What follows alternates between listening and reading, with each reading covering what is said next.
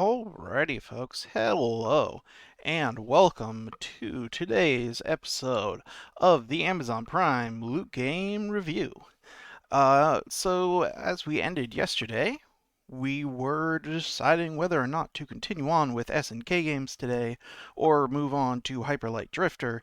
After I stopped the stream, I took some longer looks at the museum mode in the previous game, found some interesting things, so I decided that I would do some more SNK games today, and before I do that, I thought I'd update on some of my speculation from yesterday that I learned a bit more through the museum mode. The first thing worth mentioning that is not 100% accurate that I said yesterday is that SNK actually did not use two joysticks. They used a single joystick for the dual joystick shooters that I was playing. And instead of using dual joysticks, they actually used a turn knob so that you could both tilt the stick, the joystick, and turn it. And using that turning was how you aimed the shots. And since such a system does not exist on modern controllers, they turned it into a dual joystick shooter. So, just a slight correction there. And so that is why those are not considered dual joystick shooters in the traditional sense, because there's only one joystick. The other thing I thought I would mention is that I speculated that the game with the female singing at the beginning was potentially a sequel to the game Athena. That is accurate. It is, in fact, a sequel to Athena. So, I was correct in thinking that. And then, the game where I don't remember what they ended up calling the English version, but the one, I believe it might have been the very first game we played with the Cuban setting, that I said I did not know for certain whether or not the game was actually intended to be set in Cuba. It was, in fact, intended to be set in Cuba. In Japan, it was actually called Guevara, after the revolutionary Che Guevara. And so, yes, that was Fidel Castro and Che Guevara on the cabinet art, and you were, in fact, not invading Cuba. You are meant to be Che Guevara taking Cuba from the from its previous regime.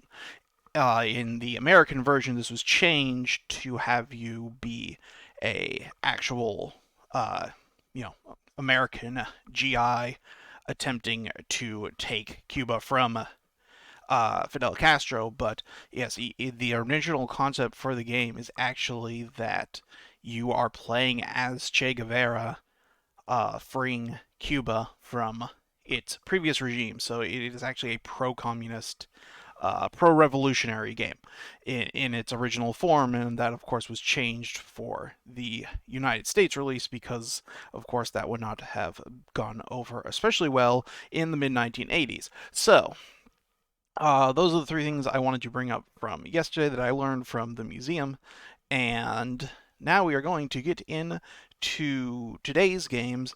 So I'm going to go through a bunch of different games, but it is worth noting that they are not all in a single launcher like in yesterday's work, so we're going to have to bring down the screen and pull up a new game and switch what I'm playing on Twitch, so, you know, gonna be a slight delay in between each. I'm gonna play on easy because I'm not good at baseball. I can play as the Monsters, the Hawks, the Ivories, the Griffins, the Angels, or the Ninjas. I'll go with the Griffins. And I'll be playing the Ivories.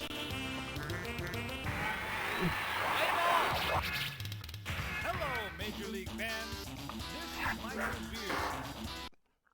I should look at the controls. That, isn't giving me the actual controls for... Okay, I can move my character to the left and right, so I need to do that.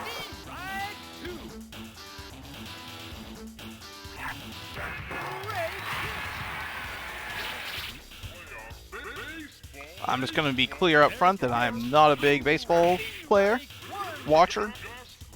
So I make no, oh, I've hit the ball.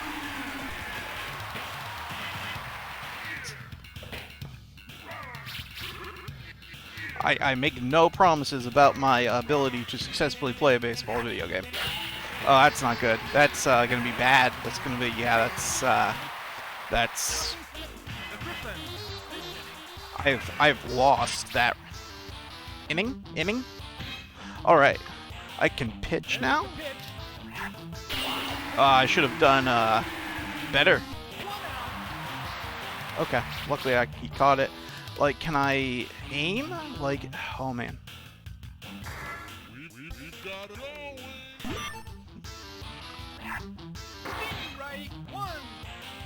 I'm not really sure, like, can I...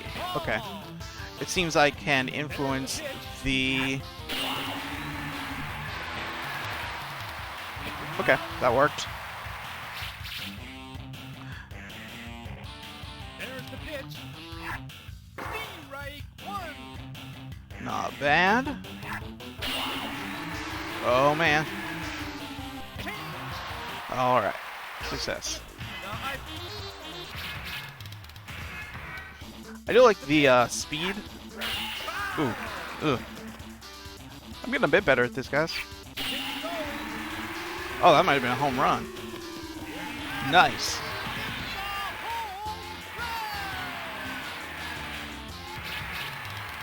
All right.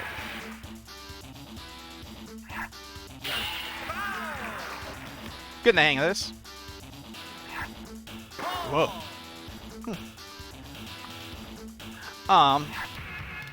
Ooh.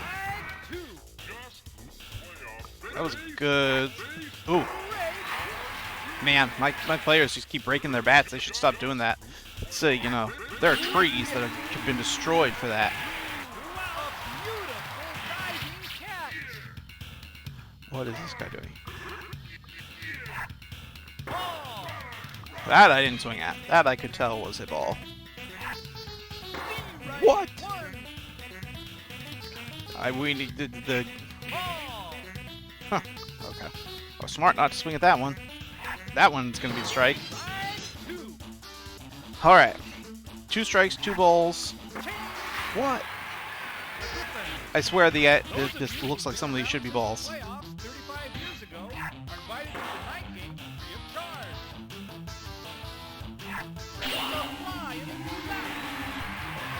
Uh-oh, that's bad.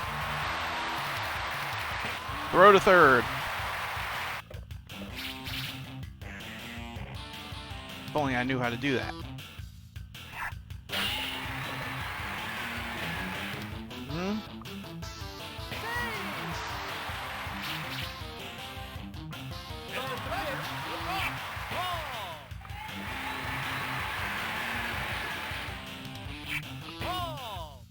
Nah, I'm just... There's the pitch.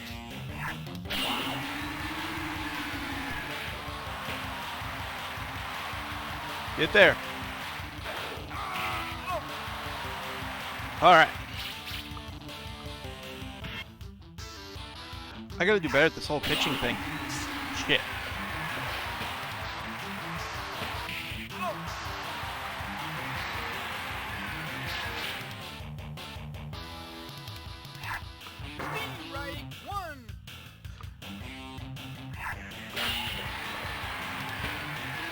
Go.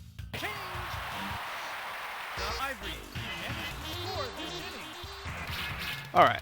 Let's do one more inning. Or at least one more batting. And then move on to our next game. Because, you know, I'm sure there's a fair bit of depth here. But I just... You know...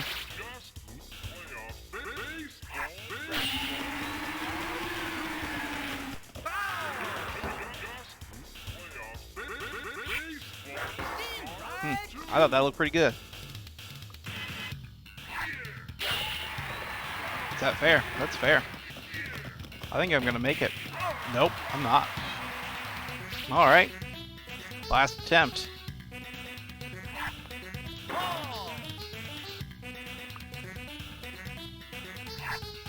Ah, Right one. yeah, I wasn't swinging at those, but then they kept calling those strikes. Oh, that might be a home run. Nope, that's gonna be bad. That's it. That's the end of the game. Well, all right. That is a Baseball Stars 2. They didn't include Baseball Stars 1 in their release of all of these games. So if I didn't say up top, these are all going to be games that were released in arcades and on the Neo Geo home arcade. And I mentioned it yesterday, but I will mention again that the Neo Geo was among the most expensive home consoles ever released. The games themselves were quite expensive, well over $100 in some cases. And the selling point was that you were getting an arcade perfect rendition of the game just at home. All right, I am just adjusting the settings. Excuse me, sorry. I'm just adjusting the settings on our next game, and we'll be starting with that in just a moment, so just give me a second to bear with me, guys. Yeah, it's a very loud one. I'm dropping the volume down quite a bit on this one. Just making sure. Let's try to make this screen a wee bit bigger if possible. Doesn't look like we can. Alright, then let's launch. And switch over to our next game, which will be... Hold on. Is it not pulled up yet?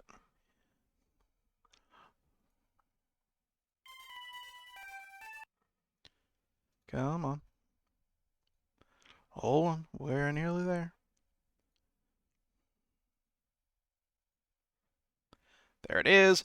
Blazing Star.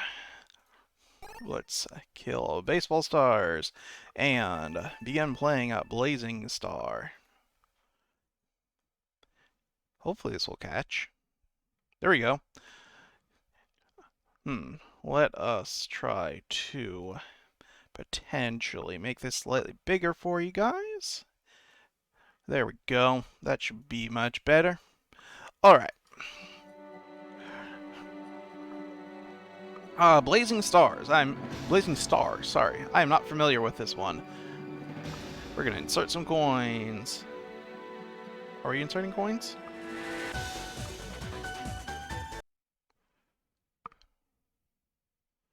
Okay. And I push the button to attack. Get ready. Okay, this is another space shooter, just like the many we saw yesterday. This one scrolling horizontally, not vertically, so obviously very different. I should note that I have the volume down at like 10%, and it is still really loud. Someone has potentially overdone. I wonder if this is a sequel to one of the games we played earlier, or if this is its own separate continuity. Because I believe one of those ships. Whoops! I didn't think I was gonna hit into him. Oh man! Continue. Sure. How do I do that?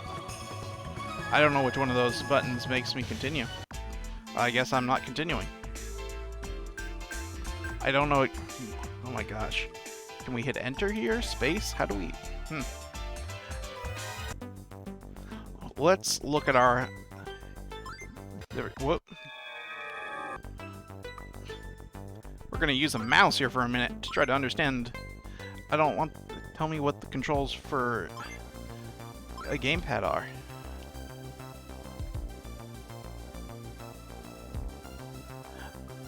Well, that's not very helpful now, is it? Let's resume. At least we know how to add credits now. So, we'll just have to use the keyboard for that. Thanks. Thanks. Which one of these makes me start? Oh my gosh. Options. Controls. Start is enter. I've been hitting that.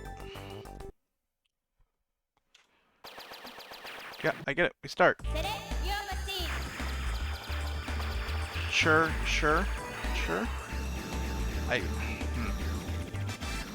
Start. Did I select two-player mode?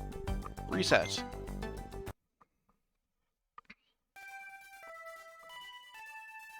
Thank you. Start.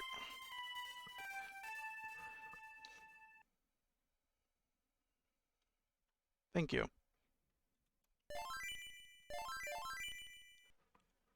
Press one player or two player. Done. Select your machine.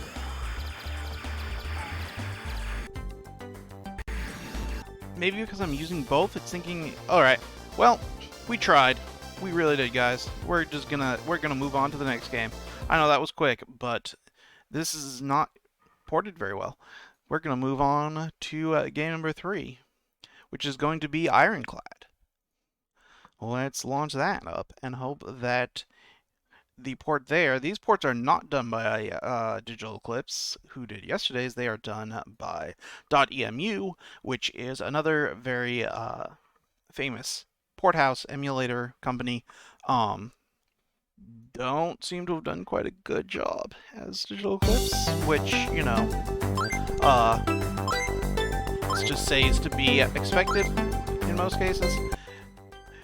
I've dropped this all the way down, again, the volume. This is going to be 10% when this starts up. Game controls, again, you're only telling me keyboard. This is not helpful. Let's hope we can figure this out. Game is launching now. Bringing up the capture in just a second.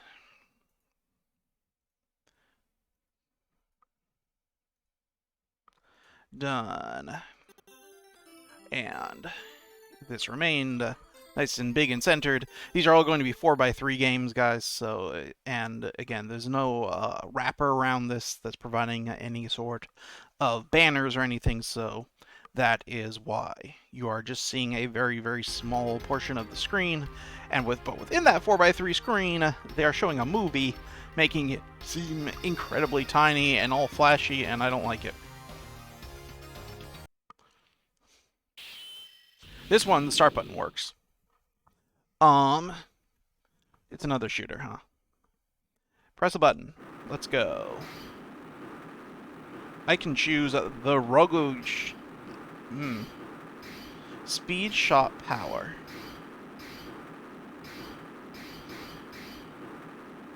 I don't know what power means, so I don't know what the difference... Sure.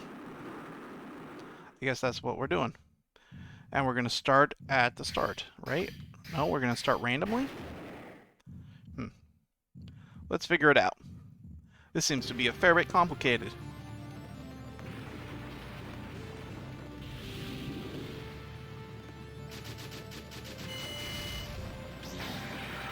Baptism of Fire. I should note to the developers of this game, who maybe do not traditionally write in English, that baptism is spelled with an S, not a Z, but I see what they're going for here. L-arm. So now is a missile shooting. And that was still shooting. Okay. That just blasted everything on the ground to pieces, huh?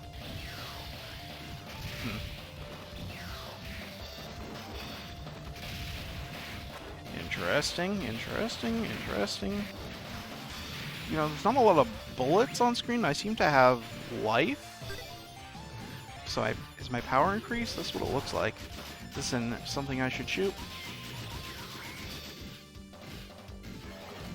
I can't tell if I'm hitting.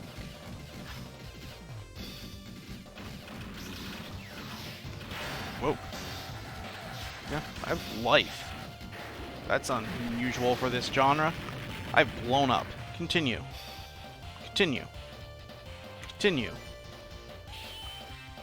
sorry, I couldn't continue because I hadn't inserted a coin. Or have... Continue. I couldn't insert a coin, of course, because none of the buttons on this controller insert the coin that I can find. I'm sure they do. I'm sure... Because it's select? Ah. Right bumper, because that's clearly what you would use to insert a coin. Now I'm shooting a laser beam. Was I hitting that door? No, I was not. But now I have a ship following me too?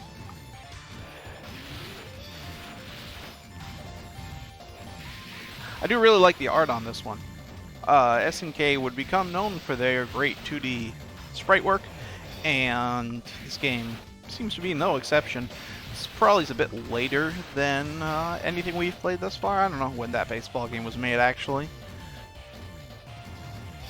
But this looks to be using pre-rendered polygons for the ships.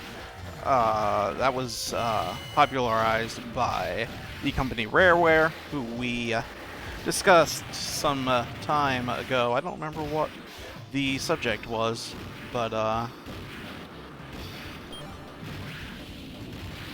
do recall talking about their Super Nintendo work. Oh, when we were playing ukulele, of course. Yes, so,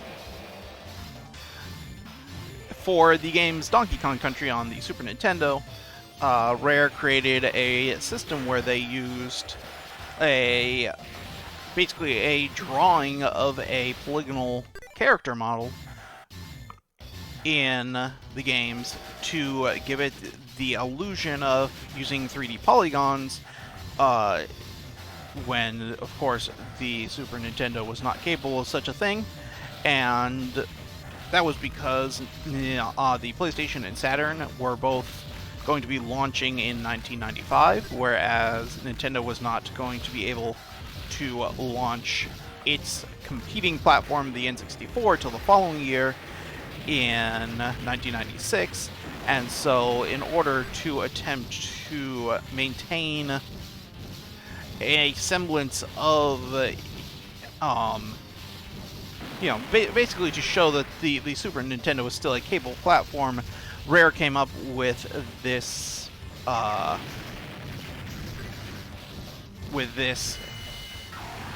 technique, and yeah, I would say it was a fairly successful at the time. People thought it looked really cool. It doesn't hold up very well at all. It was not artistically very pleasing. It was just a technically impressive, or at least creative feat. And so, yeah, I can't say that it holds up the best, especially compared to some other late era Super Nintendo titles like Yoshi's Island, for example, which still looks really great to this day, or Kirby's, I think it's Dreamland 3 is the last one. Both have a very, very great art styles that hold up much after the fact, whereas Donkey Kong does not. And this, I think, actually holds up a lot better than Donkey Kong does, just because the art, I think, is superior. Looks like we can choose between one of two separate options. Let's go with B. So far, this one has been much easier. I'm barely paying attention to what I'm doing, and I'm, at the very least, got through the first level without too much issue. I had to continue, what was it, once, I believe?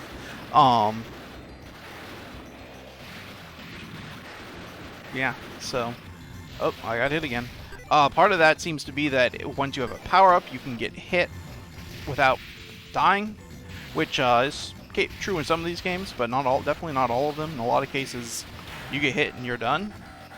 But you see I have an energy meter down there, and so I believe as long as that energy meter does not entirely deplete, I believe I can continue playing. So, yeah.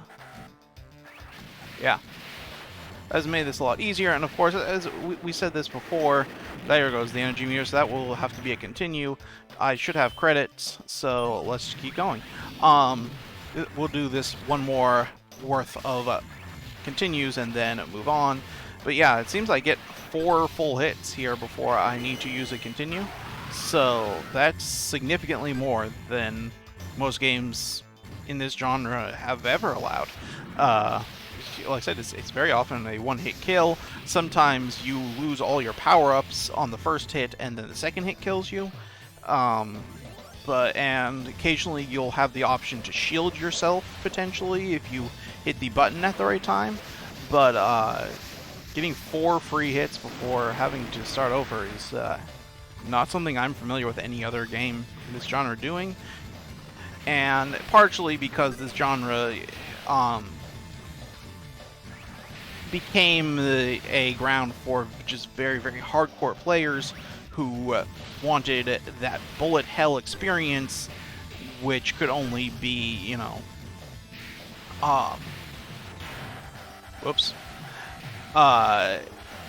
where you could only get through by more or less memorizing the layout of the level and the distribution of the bullets, and yeah.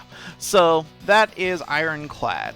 It's mindless but decent looking shooting fun, and before we move on, I did not mention at the top of this, I did mention it yesterday, we are not doing the SNK fighting games today. These are all of the non-fighting game SNK Neo Geo titles that we are playing, just because there are too many games to play in one day, and I had to separate them some way, and the best way I could see was to just do all of the fighting games separately in another video, because there are as many fighting games as there are not fighting games. So next up we have King of Monsters, which I do not believe is a fighting game. I could be wrong about that. This could actually be a fighting game. If it is, then oops. I couldn't remember. I've heard of this game. I'm pretty sure I've seen it, but it's been a long time. So, yeah, I couldn't remember if this was a fighting game or not. So we shall see. And if it is, oh well, we made a mistake. Coins are inserted. Are coins inserted? I'm trying to insert coins. There we go. Player versus computer. Yeah, I'm guessing this is a fighting game, but okay. I'm just bringing this up, and then can we pause? Is there a pause button? From the skies of Tokyo, the catastrophe has ended yet. It's too late Okay. Hold on. Let us bring this up for you guys, and then we will continue. Actually, let me lower the volume again first, because again, all of these could really benefit from a launcher that just connects them all, similarly to what the Sega Genesis has on Steam. That would be a really nice option, but it doesn't look like you can do that. At least I'm not seeing any way to do so. And King of the Monsters now is up, and you should begin hearing sound now. And let us reset from the start so you can see the intro, and then yeah, this is going to be a fighting game, so I guess we're doing one fighting game today. It's not a traditional fighting game in a lot of ways, though, so we shall see. Telling me to insert a coin. Coins inserted. One player.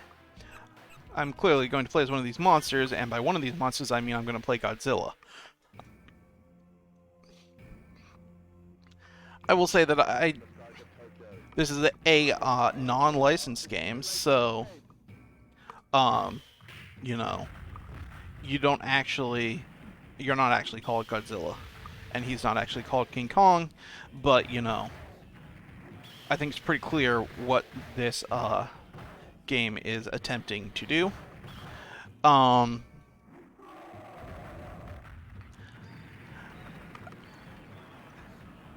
So, if you saw on the title screen, it looks like there are 3 buttons I've got here. I'm using B. This is on an Xbox One controller to kick. No, I don't know if it's counted as a kick. I'm basically doing a tail swipe. My A button is punching. Where'd I go? What is going on? He do like a ring thing, but without a ring? What do you call those in wrestling? You know, like where he bounced me off a ring, but he didn't. Hmm. Yeah. Okay. Yeah. This is meant to be like a wrestling thing. Like you need to have like a 10 count, huh? Um, I don't. Sometimes I'm very unsure of how these controls are working, and as usual, they didn't give me the controls for um the Xbox controller, just the computer. Yeah. Okay. So this is very much like, how do I pin? Is there not a Surely there's a button that I can use to pin this dude, right?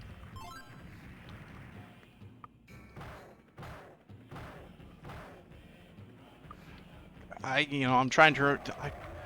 I don't know how many buttons were on a Neo Geo. Get up. Hit a button. What is this button that I hit? Alright, let's, hold on. We can at least see what our controls are. Yeah, no, there's 4 buttons, A, B, C, and D. So, there is, that's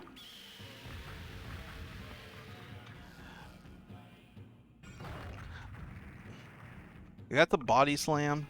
That's a tail whip. I can't tell you what, if anything, Y does.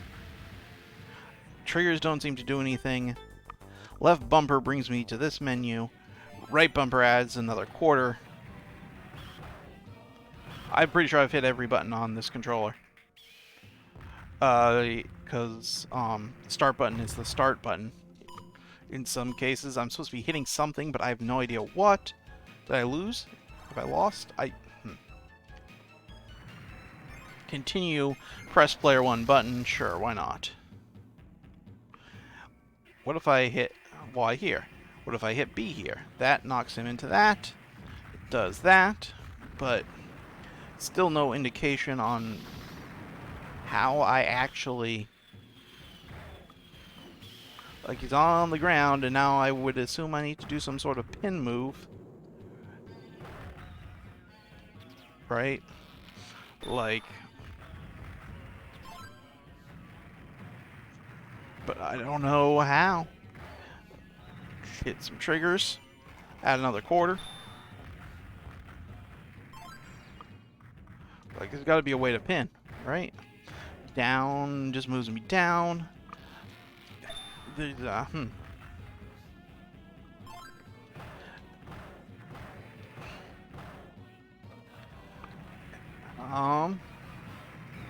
So, again, for the young folks not from Japan watching this now or in the future, arcade cabinets, if you've never seen one, because, you're come from a time when arcade cabinets don't really exist anymore, they would have instructions on the actual cabinet. It would not be in the game because, yeah, it's not how it was done back then. And so, like, there is probably a piece of artwork that would have been on the cabinet. Like I'm fairly certain I played this game in arcades growing up, and yeah, you would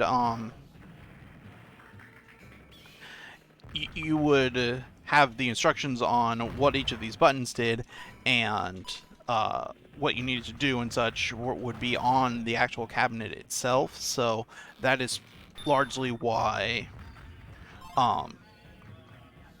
again, this is not as good a port as what Digital Eclipse has done, where they have included a lot of that stuff in the menu so that you can see if you go into the museum, they actually, for most of the games, have the actual arcade artwork so that you can even look at it. And in some cases it's only in Japanese, but they then translate it for you. So they do a much better job of explaining what you have to do. Not to mention the fact that games from the 80s are going to be much less complex than games from the 90s, and so that just makes this a harder thing to just pick up and play compared to a game that, some of those games literally just used a single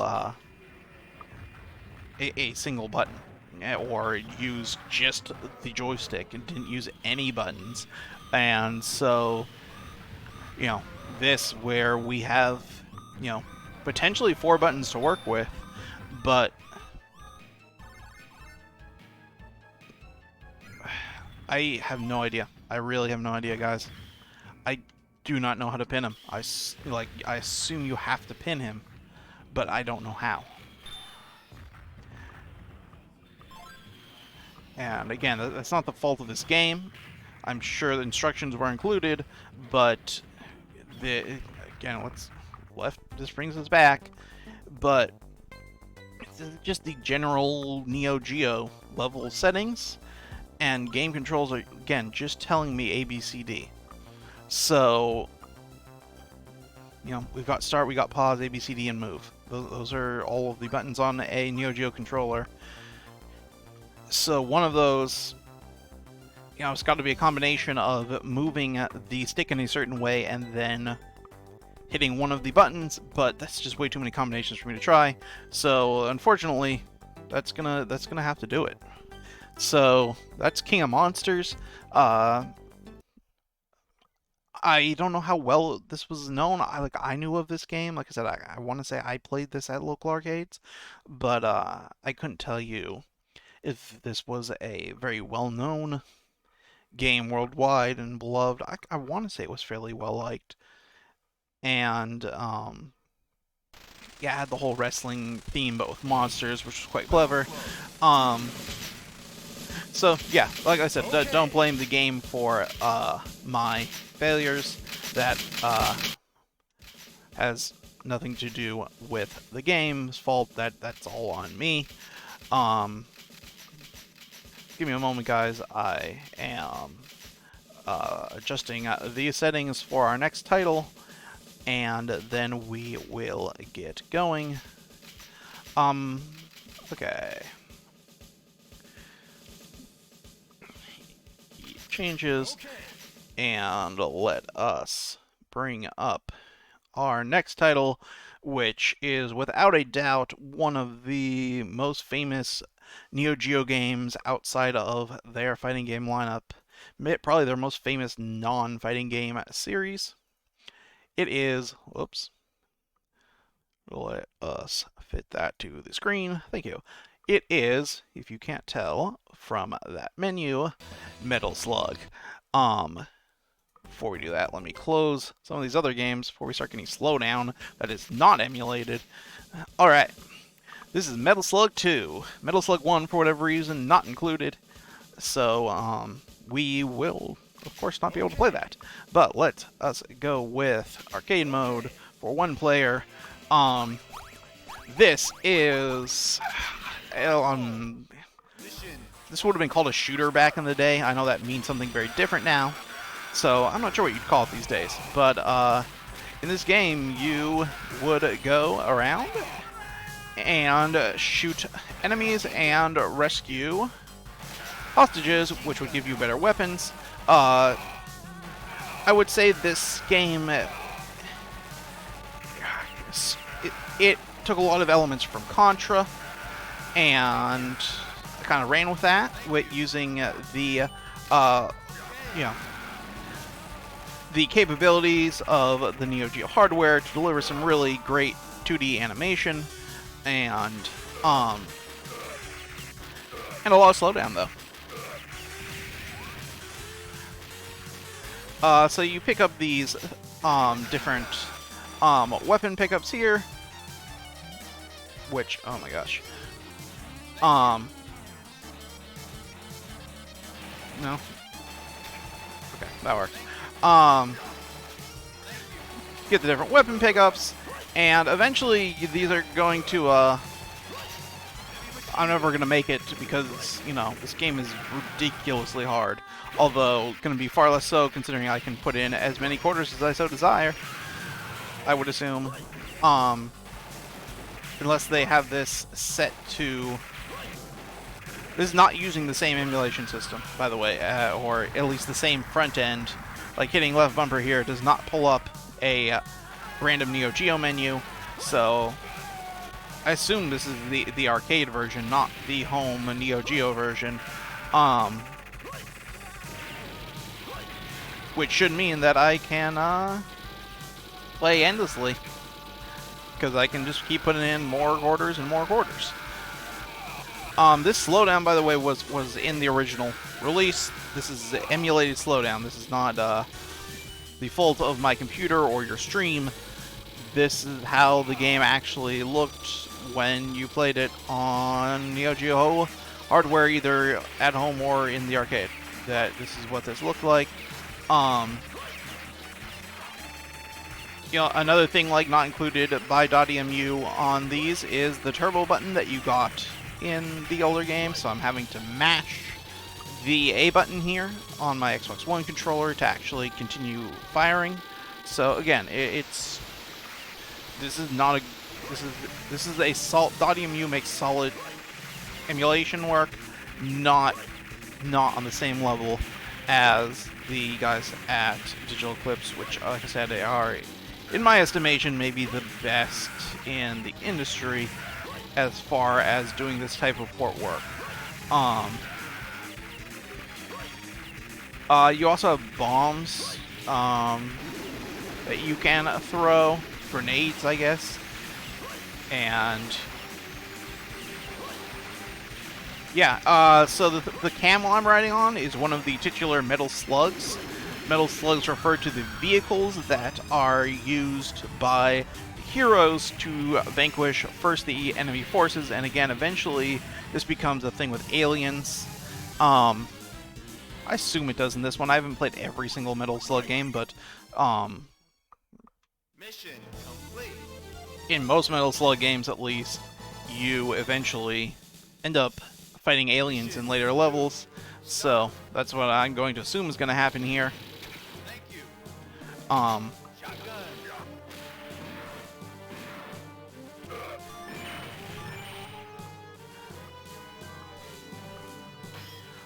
you also occasionally, maybe it's some of them you end up fighting zombies too. I don't remember how many of them you end up doing that, but it's a thing that you do eventually. Oh, mummies, okay. So more or less, right? Oh, and now I've been made into a mummy. Okay, there you go. That didn't take long after I said it for it to come true. Yeah, there's usually undead are one of the things in these games. Oh my gosh. And again, then eventually you end up fighting aliens of some sort, and yeah.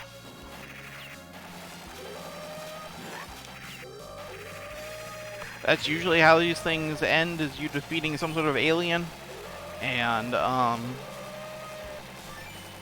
yeah, we're going to be playing 3 next, and that one, I believe the final level takes place in space. I don't remember how this one ends, or I'm pretty sure I played this one before.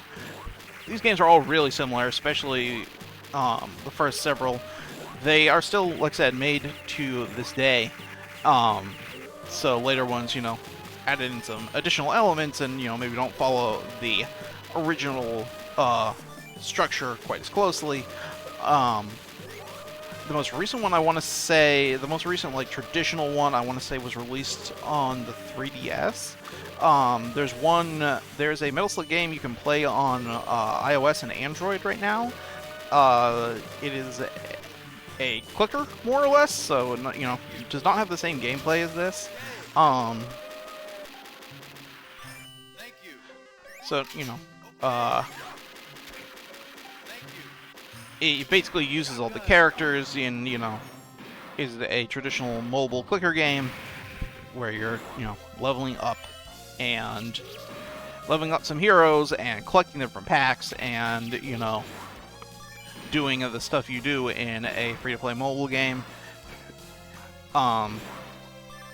But, you know, if I enjoyed it for a time, just, you know, as a fan of the series, it's fun to see, you know, all these characters that you have spent a long time, you know, getting to know and love all together, which is, you know, what these things count on. You know, Final Fantasy has, you know, that type of thing that they do. Yeah, let's see what. So all the characters, more or less, play the same to my knowledge. I don't believe they ever changed that. I believe that was true in all of the games. But there are a bunch of characters. The main character, the one that we were just playing at, his name is Marco. He's kind of the hero of the series. And then there's, I don't remember all the other characters' names, but yeah, there's a bunch of characters. And yeah. These games have been remade on a lot of platforms as well. I don't remember off the top of my head if you can, whoa, whoops.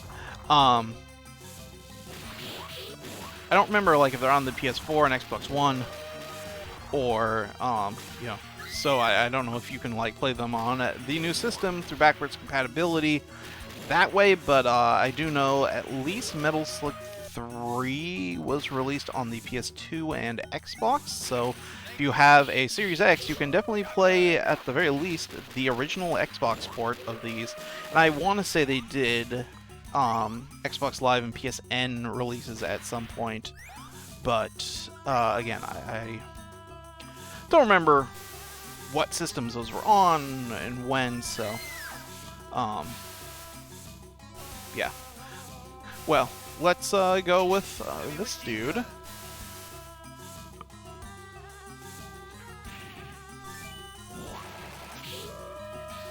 Man, I just keep getting turned into a zombie.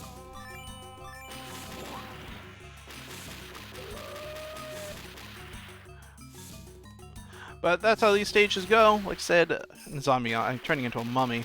I think 3 is when you turn into zombies. But, you know, like I said, these games follow a very distinct pattern. You know, eventually I will get some sort of mechanical Metal Slug instead of a living one, although I'll probably get another living one too. They've done elephants and, you know, in addition to that camel, I think they've done ostriches. And then eventually you'll be, you know, when you get to the point where you're fighting the aliens, you'll, I believe, eventually get some alien, you know, Metal Slugs that you are going to be riding. And, yeah. So yeah, the whole selling point of this series, there you go, there's some mechanical Metal Slug right there for you. So the whole point of this series has always been, you know, selling the draw, where these crazy vehicles that you would get in at various points throughout the level and just wreak havoc for a bit. That was, yeah, what they traded on. And so, you know, like in the mobile game I was discussing, you're not only collecting the characters that you use to drive the machines, but also the machines themselves. And these machines, you know, clearly have different levels of power. And so you, I wonder if I'm supposed to be shooting that? Yeah, I am. That would mean, whoops. I need to get back in that. What have I done? I've made terrible mistakes. Terrible, terrible mistakes have been made. Guess we got one more character left, right? Get in, get in, get in. There we go. Jump. Jump again. You seem to have lost my ability to do anything. You've lost my Metal Slug. I've messed this up royally, guys. Man. Well, at least I have a rocket launcher. You cannot aim down unless you are jumping in this game. That's a heavy machine gun there. So that's not something we need. We're gonna die. Okay, we're alive. I don't know how that happened.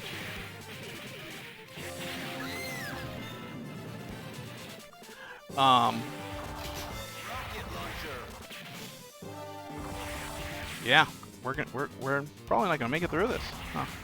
As I said, these games are very hard. I can, of course, because I have an endless number of coins to put into the arcade machine, I will never actually lose if I don't desire to.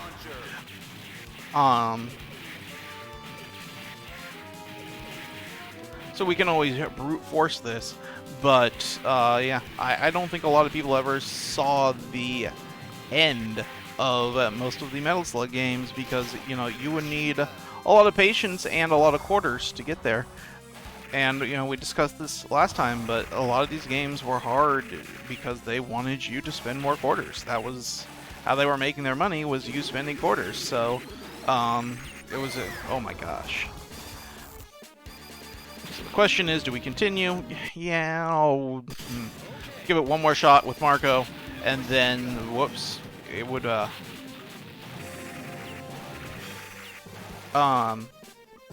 so yeah, these games were made intentionally hard because, from a business standpoint, you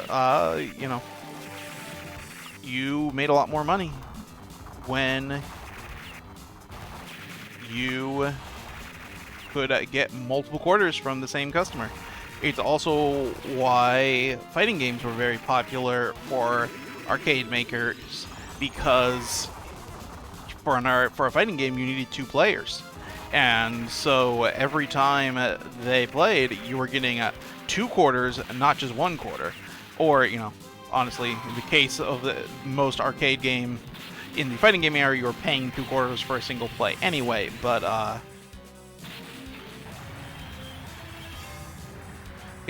long story short, a lot of the systems that were made for arcade games were not made because they were necessarily better for players, but because they made the arcade owners and the arcade machine manufacturers more money.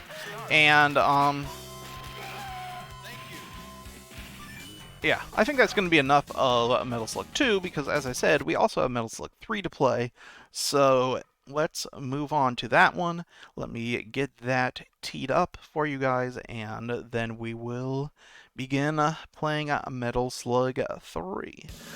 This one is... It might be the most famous of the Metal Slug titles.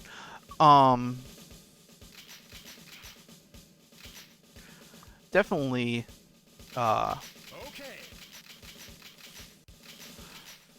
definitely up there. Alright, let us swap out to Metal Slug 3. And we will show you guys that one. Done. That should bring up Metal Slug 3.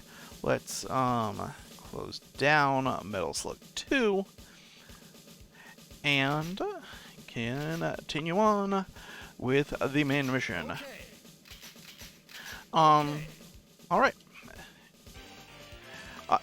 Here they give them their names, Eri, Tarma, and Fio. But again, I always view Marco as kind of the main character of this series. He's in almost all of them, I think. Maybe he is in all of them, maybe not some of the later ones. I haven't really played much of the series past the Neo Geo era.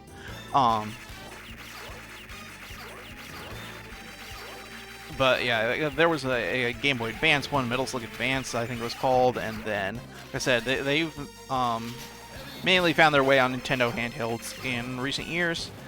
Maybe they were on like a Vita or a PSP at one point as well, and then, like I said, on mobile phones, which I believe on phones they have both ports of, well, damn it. They have both ports of these games as well, like I said, as that original clicker. And so we can actually choose 2 paths here. We don't have to go in this submarine. We can also choose to go along the top there, but you know, let's do the submarine for a bit. I believe those multiple paths were introduced in this one. I don't think we saw any of that in 2. Definitely not in 1. That was something that was added to the series after its inception. I recall that being discussed at some point as, you know, a major addition to the series.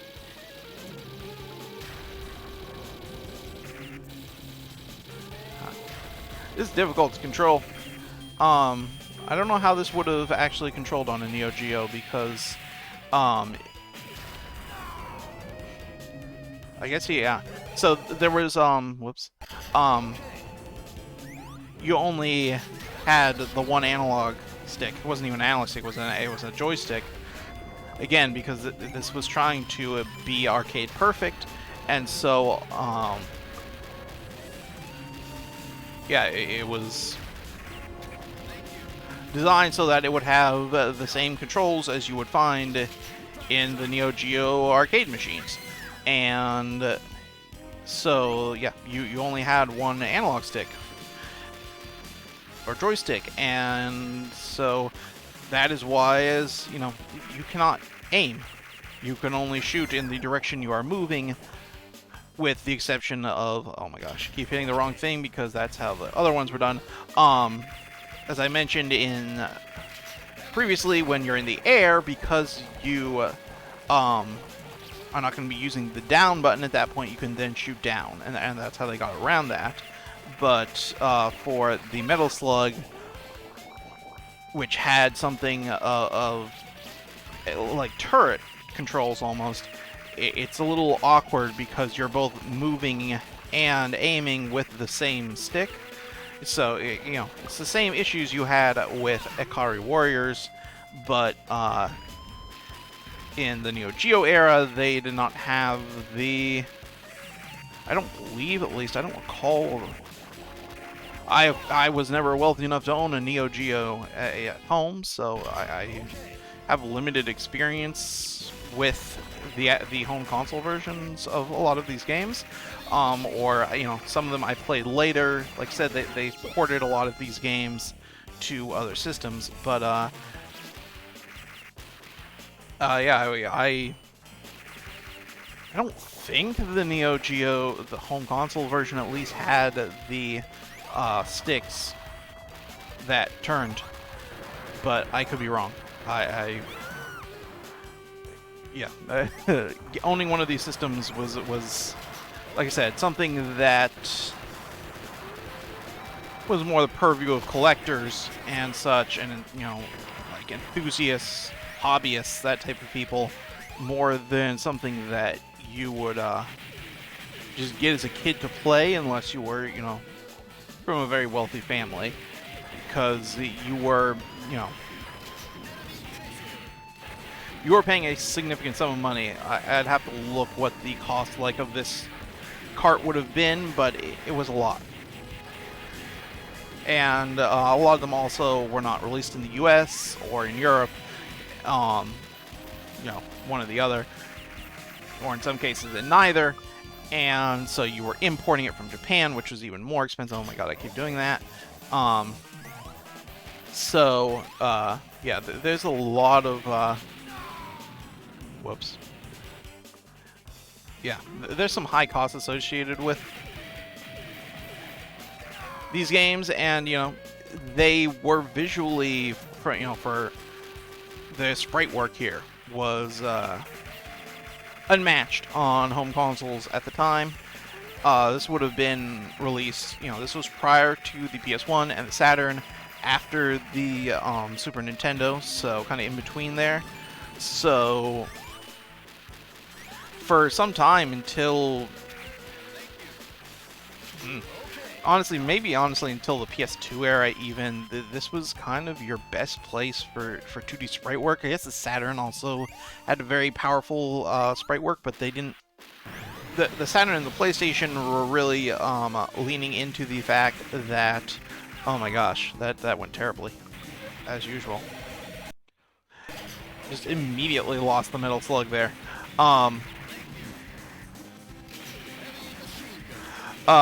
So yeah.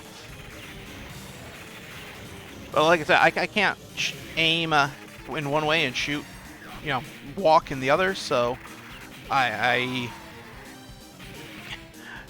it's hard to play these games with a in their current form because there's no. They feel limited in how you can aim and how you can move.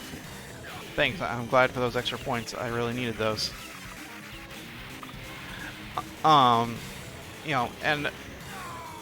luckily we have the advantage of being on an emulator, so we can, like I said, fake as many quarters as we need to get through it. But in arcades, these were hard. These were really hard games. And yeah, so this one specifically, I don't know that I've ever made it to the end. I do, like I said, I think I've seen the end of this one, and it takes place in space. But yeah, I don't think I ever personally made it there. I think I watched others who are much better at this game than me make it to the later levels. Because I've probably at this point, if this was the arcade, I'd probably have spent a good $5 playing this. And in the time you would be in the arcade. Okay, look, I would be happy being in arcades for an entire afternoon. Most people wouldn't have, but Mission complete. But most people like me, your parents gave you a fairly limited sum of money, and you had to last the whole day with that. So, wasting it all trying to get through a hard level of Metal Slug is not really your best option. Oh, I've turned into a zombie again. So I was right that this was the one with the zombies. And, again, as you can tell, we went from fighting some military folks to fighting an undead folk, and then, whoop, don't do that. Of course I did.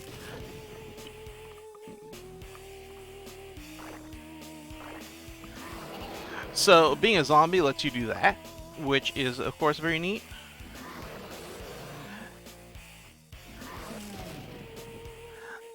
So they've actually made it a bit more advantageous in this one to be a zombie than it was to be a mummy in the last one, where there was really no real value, but this is a much more powerful attack than the normal grenades you get, of course, so if you want to use this attack a lot, it can be worth it.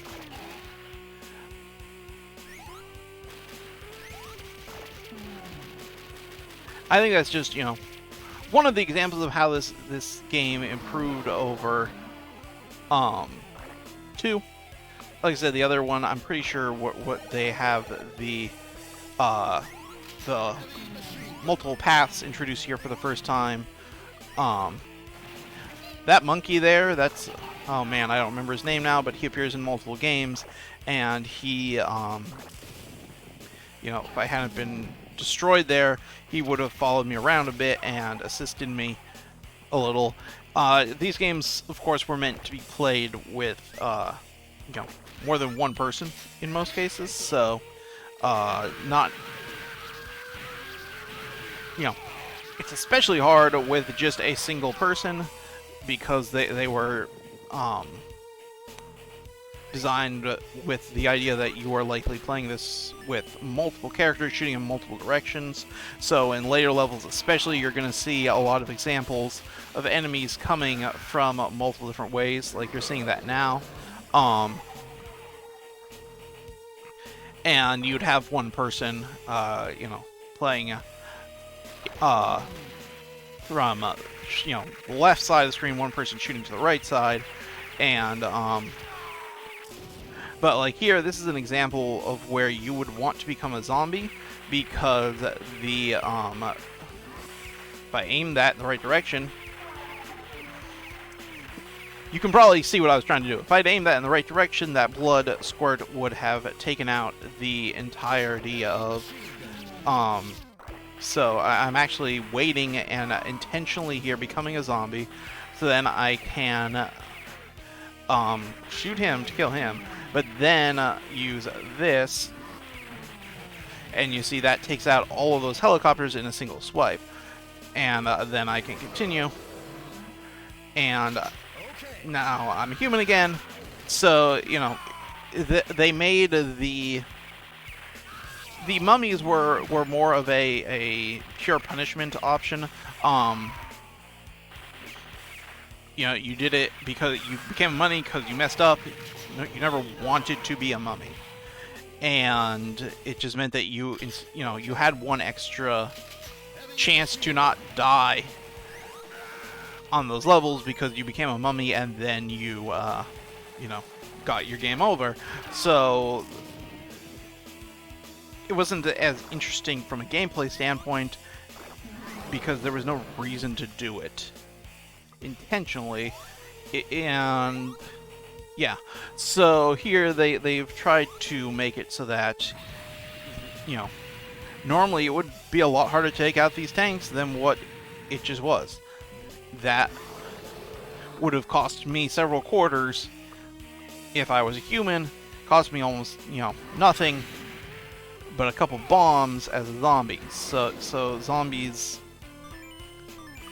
and but of course the zombie means that if I get hit again, I'm going to die. So there's a risk reward there where I have this very powerful attack that I've actually run out of now, so I can't use it anymore. But you have this very powerful attack, and so you can intentionally become the zombie to gain that attack, and you know, you're making yourself significantly less defensible. At that point, you only take one hit before dying, and you're significantly slower, you don't jump as quickly, so there are reasons you would choose not to become a zombie. Something I think my brothers and I owned the original Xbox port of this game, which is again why I think I've actually seen the ending to this one, is because I owned a home console version where you could just brute force your way to victory.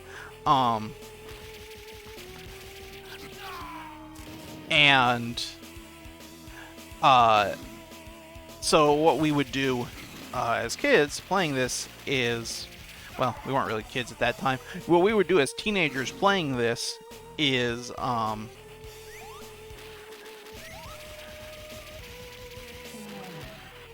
of us would become the zombie, one of us would remain human, and that way, the person in front would maintain their humanity as best as possible, so that if, you know, there was a difficult part where you were going to get hit, it was the human who would get hit, and so then they would turn into the zombie, and then, you know, they wouldn't lose their life.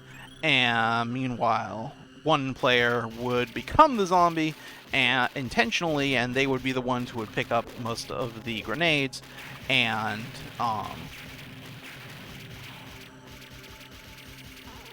yeah. And so they would be your offensive force, and your humans would act, you know, as a shield of sorts, trying to remain human for as long as possible, and then using the health packs as they came up to return back to humans, so that, yeah. But, for example, being a zombie here is very helpful. Like, it would be incredibly difficult without, you know, infinite continues here for me to beat this part as just a human, because these enemies are spinning into the background and it's very difficult to hit them. But as a zombie, that blood spray will generally hit most, if not all of them, with a single spray. And so if you have a zombie who can remain alive until this point and have its spray left, then you could just, you know, shoot them with that, and that usually would take them out. So, yeah, like I said, I think this one And again, it's the one I have the most experience with because I had the home console version. So, you know, other ones had elements like this, and it's hard for me to tell, you know, if this one. I do think this one is, you know, the most well-remembered one. Like, this was the one that was ported, you know, not 2 or 1. And,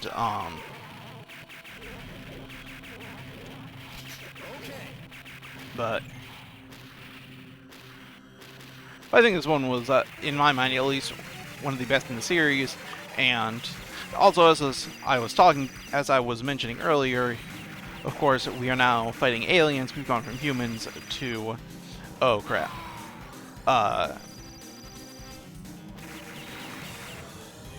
This is a really, really hard game, if I didn't mention. You can get screwed over very, very easily here in this situation specifically. Because, you know, there was going to be nowhere to jump after that. So that's what you want to do, is get up on the top of them if at all possible. But you usually don't have enough time, and so you end up getting trapped. And again, there you go. Now I'm screwed. There's not too much I can do here.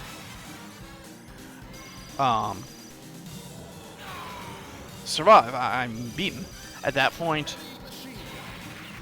And that's the type of unfair thing you'd see on Neo Geo games. I think, yeah, you could shoot them. So if you had the that heavy machine gun, you might be able to get them down enough. You could also use your grenades. So there were options. It wasn't completely unfair, but it would become very, very difficult as the stage progressed to be doing enough damage to both this and to these to remain alive and actually progressing. You know, you got to the point where I think it felt like you were getting 1 or 2 hits in. And again, this is something that was much easier in co-op because you had 2 people, so one person can focus down on the blocks and the other can focus on hitting the actual boss here. But you know, it's also, again, if you have the heavy machine gun, it's much easier because those blocks just melt like butter then, and so you can perform attacks much more regularly on the, there we go, that was victory. That's why I didn't die there. And so yeah, that's the first 2 levels of Metal Slug 3 now. Let's just see where, I believe Mission 3 is going to take us back to fighting the military again, just like we saw in Metal Slug 2. Yeah, so, you do get you do get another underwater level here. Mission 3. So, that's Metal Slug 3, and now it is time to move on to our next title, which is going to be, where are we? Polestar. We got 3 games left after this, guys, I believe. 4 games. This is going to be another long one. We're nearly done with SNK, though. Polestar is a game I have heard of, but do not know anything about. So, we shall see how it goes. Let me, of course, turn the incredibly loud music down. And this one is also using that Neo Geo front end, so let's see how the emulation goes on this. Bring it up.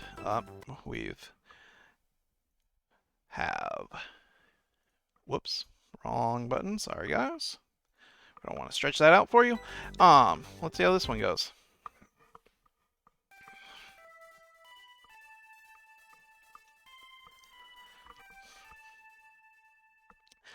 So, just a other tidbit of information.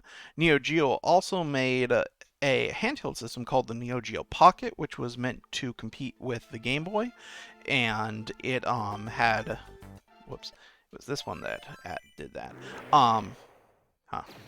Who would have guessed? It's a space shooter.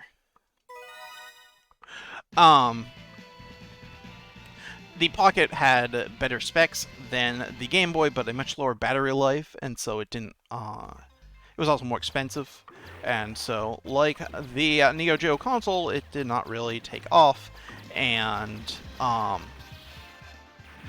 it was at least somewhat. Well, that was quick. I did not know you were going to blow up to the environment in this one. You hadn't in, I don't think, in previous Neo Geo space shooters. What was I going to say? Oh, it was slightly more popular in Japan, and they released the Neo Geo Color there, which was, of course, meant to compete with the Game Boy Color. And so those are what they made home console-wise. They eventually ceased making hardware like Sega and just released games. And specifically with a focus, very, very heavy focus on fighting games. It's mainly the only type of game they make these days, again, outside of Metal Slug. And even those they don't make very often, these days when you hear SNK, you're really thinking fighting game. But as you can tell from the sheer number of space shooters they made in the 80s and 90s, that was not always the case. They were well known for these as well, although they were not necessarily as well received as some of their competitors, like specifically what Konami was doing. At this time, Treasure became a pretty big player in this sphere. Yeah, there's just a lot of.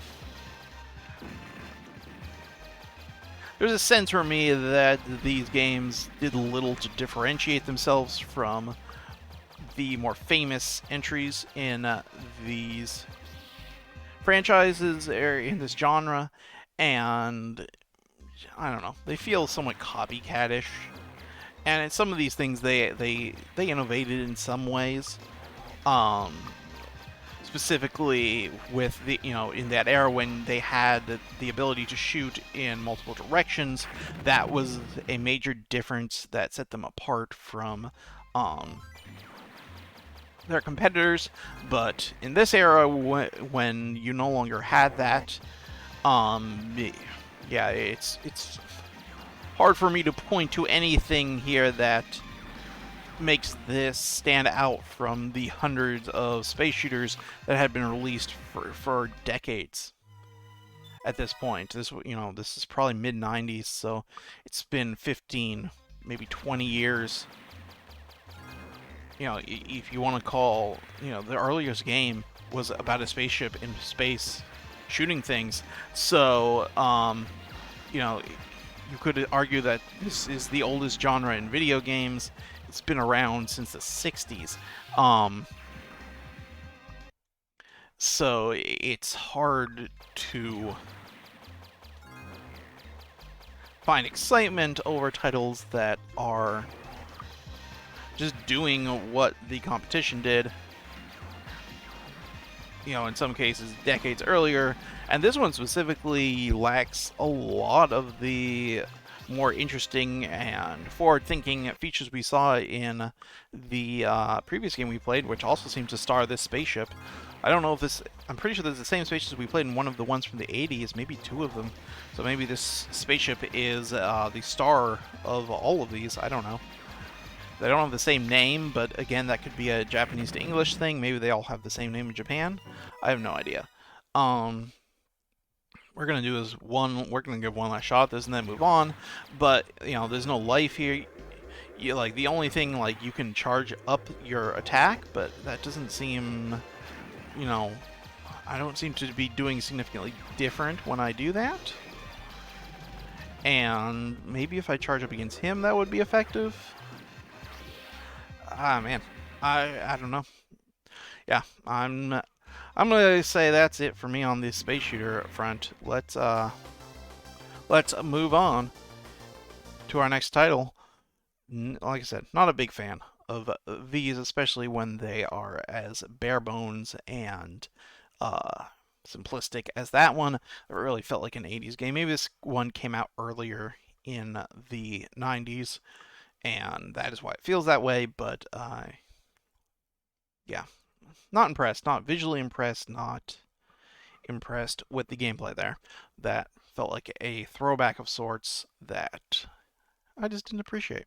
So let's move on to our next title, which I will be bringing up in just a moment. Let me turn the volume down, back to bearable levels.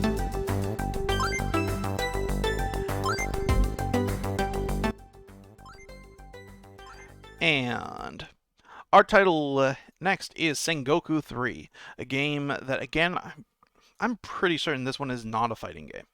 I was initially thinking it was, but maybe I'm just confusing it with Samurai Showdown. Um, we'll see.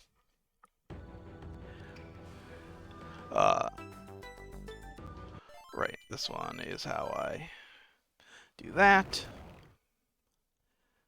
Okay. I'm choosing a character. What? I don't know what this means. Let's just do this one. Are these? I can't tell if those are different levels or different difficulty settings. No, those are levels. Okay, yeah, this is a brawler. So yeah, we saw, of course, several examples of these in yesterday's video. So this is taking the visuals and bringing them up to a level that you really would not see from this genre of, again, for many years. And there may have been a couple titles on the Saturn, but the PS1 really was focused on making awful looking 3D games, and the N64 was specifically designed for 3D. It did not have significant 2D capabilities, really. So it was not a system that you wanted to make 2D for. It was built with a 3D graphics card. It was the first console to do that, but it did not have a 2D graphics card, and 3D graphics cards at the time were not really able to do a lot of the texturing that you would need for sprite work. And the N64 had very limited amounts of memory, so putting in all that sprite work at the resolutions the N64 would need, it basically was not designed with that type of game in mind. And so you didn't see that on Nintendo systems anymore, and the PlayStation, it was just not a focus at all of Sony's, not something that they really wanted developers to do. They wanted to compete with Nintendo, and so they pushed them to make 3D games, even though the PS1 was not as capable as the Saturn or the Neo Geo, but a more decent 2D machine than, say, the Super Nintendo was. But how do we pick this up? Maybe we already have it. But yeah, so you didn't really see that. Oh, these are alive. On the PS1, and you saw it to a limited extent on the Saturn, just because the Saturn was not an especially powerful 3D system, but it was a very impressive 2D system, and so you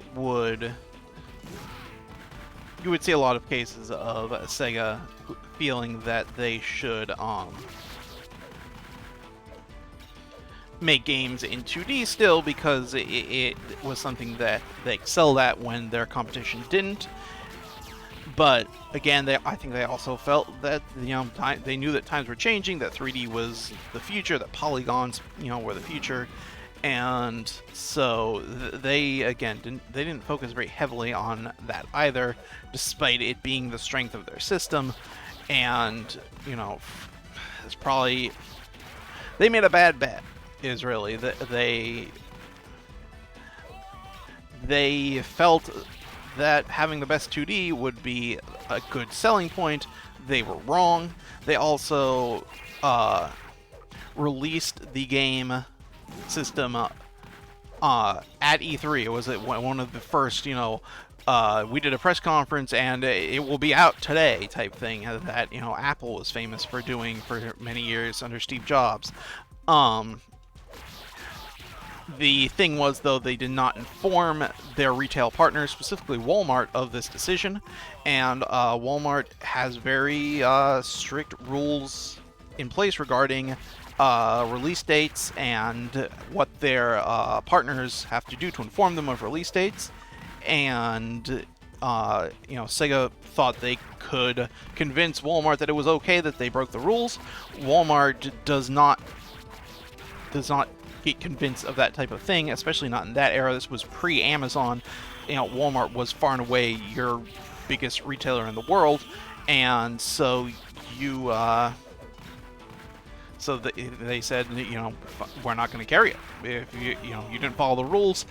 If you don't follow the rules, you don't get to play the game, so to speak. So they cut them out, so you couldn't buy it at Walmart. And so that cut their distribution channels quite a bit in the United States, especially early on. And again, their system from a 3D standpoint was the least capable of the systems out at the time. There are a couple other systems of the era that are barely worth mentioning, but like the Jaguar was an even earlier system that Atari made. It was Atari's last system, and it was weaker than the Saturn, but it was a system that was more or less dead on arrival. It didn't really have much in the way of 3D capabilities at all, more than like this Neo Geo did, in that it could produce 3D, but it was the world of polygonal rendering was evolving quickly, very, very quickly at the time, and even, the Jaguar, I think, was 94, and the N64 was 96, as I said, so in those days, 2 years could make a dramatic difference in the quality of the 3D visuals on a system, because in 1993, 1994 era, you didn't have dedicated graphics cards. That would have been, your Doom and Wolfenstein era, but by 95 you had Quake, and you had polygons in computer games, and so you had the concept of consumer level graphics cards for the first time. And so Nintendo, in deciding that they should wait and not make a new title or a new system until those 3D graphics cards were ready, that was their bet. And they made the bad bet, though, the bet that killed them, was that they felt that switching to CDs would cause too much loading, and that would hinder the experience enough that they decided not to use a CD drive. They decided to stick with cartridges, and the company that had been contracted to make the CD drives was, of course, Sony.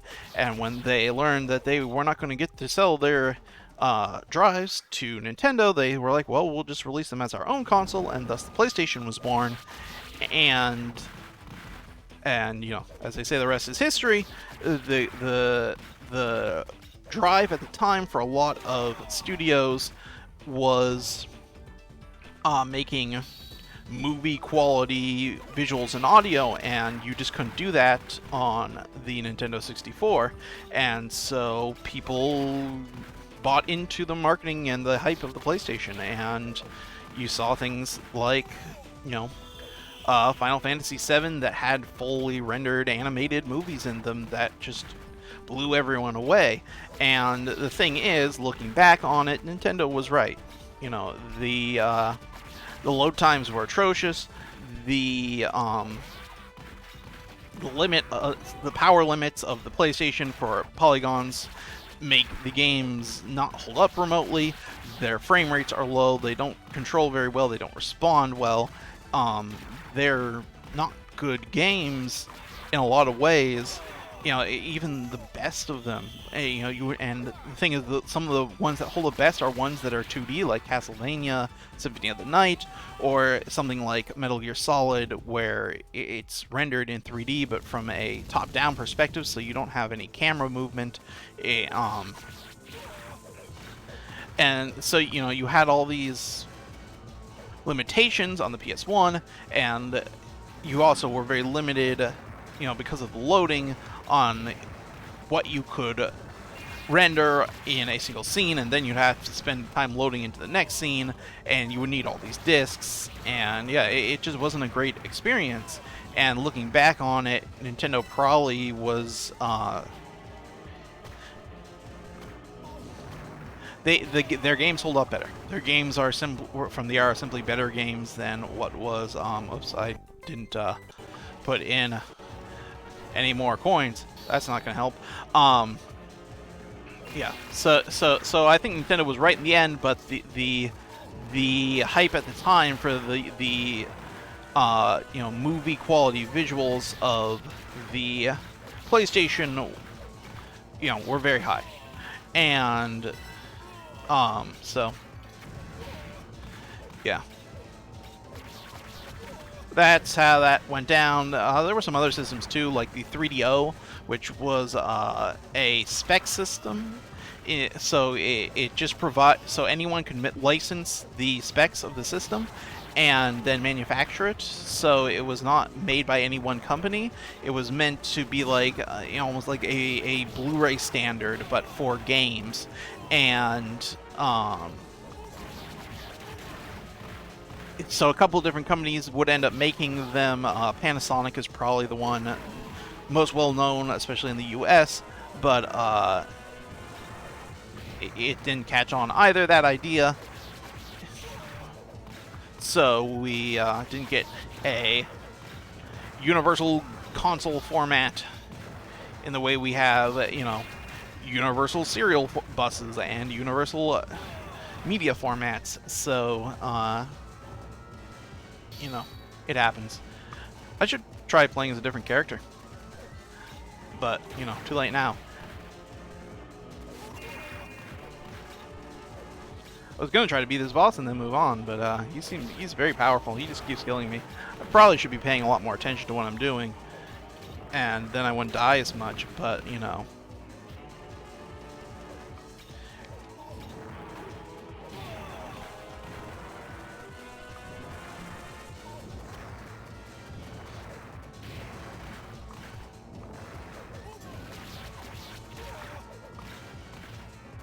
Is he getting his health back when I'm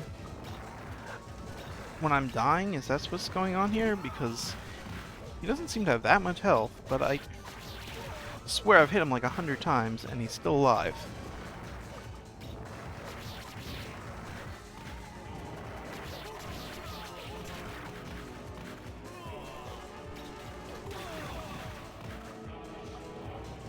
Let's see what happened. I'm not going to play this, but I'm just curious.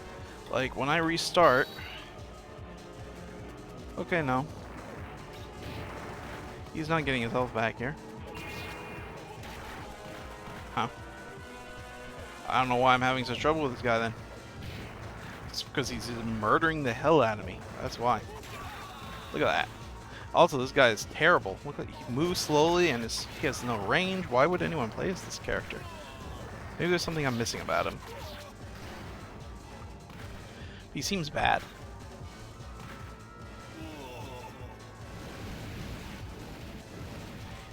He's maybe he's meant to be the guy like that is the character also in what's that game that Team Ninja just put out, Neo. Anyways, that's Sengoku 3, and it's beat 'em up. And I believe our last two titles are also beat 'em ups. Let me load them up. Give me a minute. And with them, we will be ending our SNK adventures for the time being. And then at some point, we will pick it back up with the fighting games. But I'm going to give that a bit of time.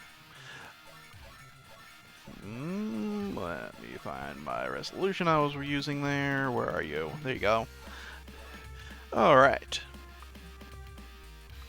That should do that.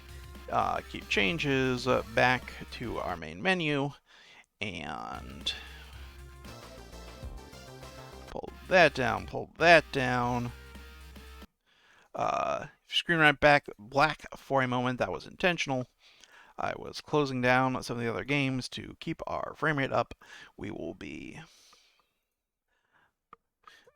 up with, that's not good, transform, fit screen. Alright, there we go.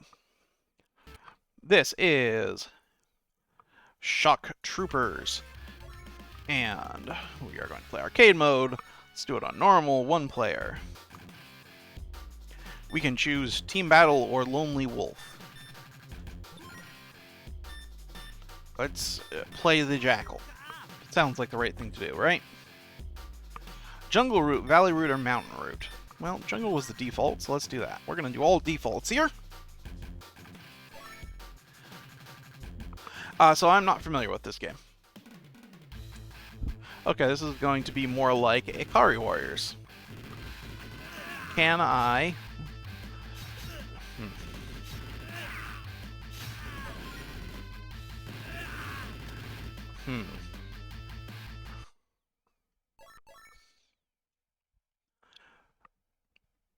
Gamepad. Fire, roll, special start, pause. So there doesn't seem to be...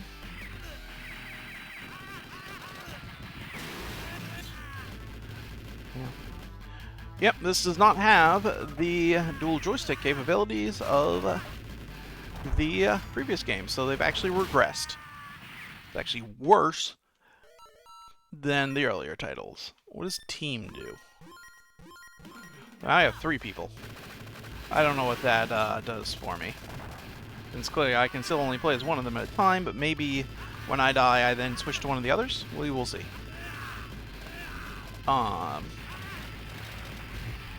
Let's see, do I have a grenade? I do. Okay, let's throw some grenades. That should blow you up, that should blow you up. Come on. I'm being murdered like hell here. There we go.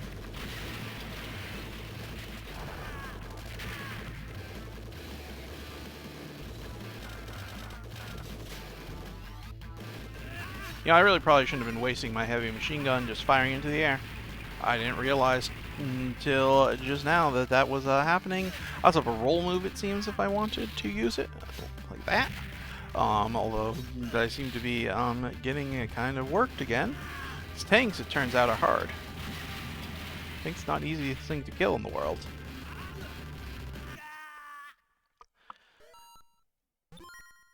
So, I still don't know what... Okay, I can switch from one to the other. The question is, are they different? Is there a reason I'd want to use one over the other? Do they have different health bars, maybe? We'll find that out, huh? So she's hurt. If I hit this button and go to him, no, he doesn't seem to have any... He still rolls his grenade. No, okay, he has like a grenade launcher, so that's different. So I guess it is just a matter of whose special second item I want.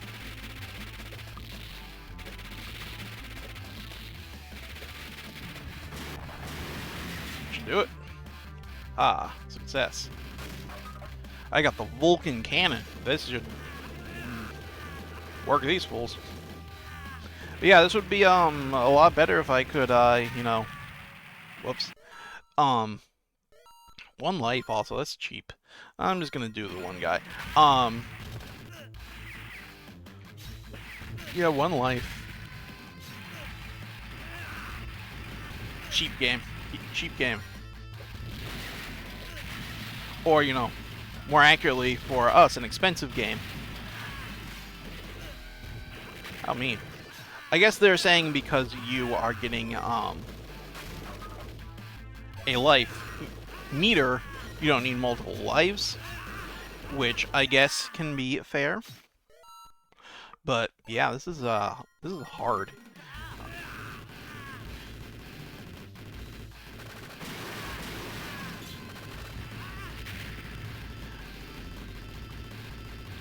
Probably not going to do this for too much longer. We need to wrap this up anyway.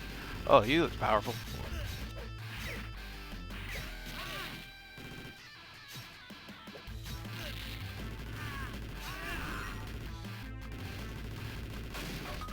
I wonder if this is level based or if this is all just one scrolling level. Actually, I don't know. But yeah, without the ability to aim and move in different directions, this again feels quite limited, and this would have, you know, it especially feels limited considering that Ikari Warriors did this better, and Gavera, or whatever they call it in the US, did this better. And they did it, you know, a decade earlier. So that's, I don't know what you know. Oh my gosh. Probably should have chosen the guy with the rocket launcher thing for this. Grenade launcher thing. Probably would have been better against a tank than these, but, you know. A monkey just came out of that. I don't know if you guys saw that. That's, as I mentioned the monkey in Metal Slug, but, monkeys are present in... Maybe it's not a monkey. Maybe that's supposed to be a human being. Is that meant to be a human being?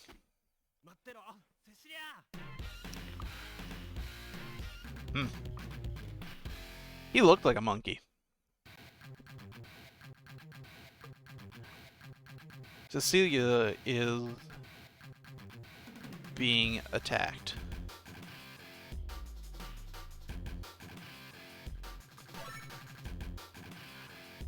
And they're not giving me full life back.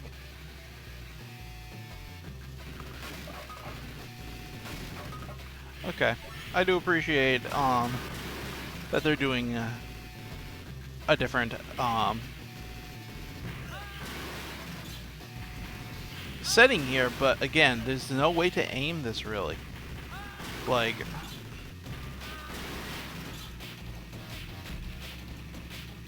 I can just shoot forward.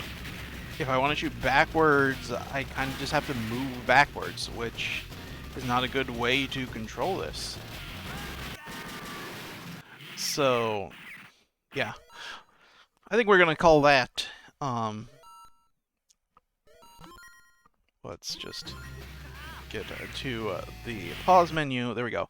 We're going to call that Shock Troopers, although we have another Shock Troopers left as well. The follow-up, Shock Troopers, what's this name going to be called? Hold on.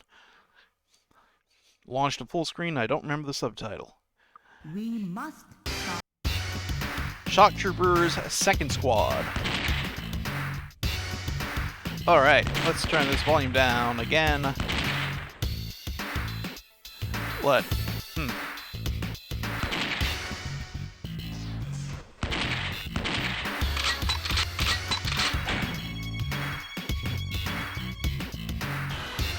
Alright. Let us switch to Shock Troopers Follow-Up, which sounds really loud in my ear, so hopefully you guys will be able to hear me.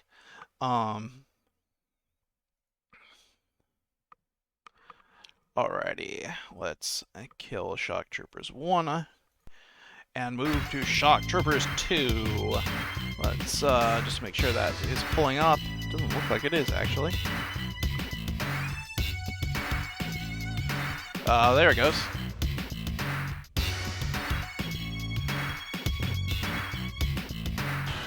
There we go.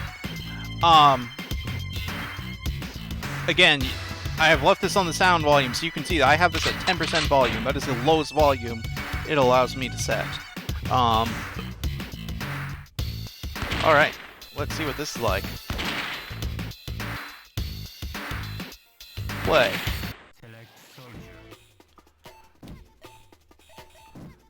This guy seems pretty average. I'm gonna do him.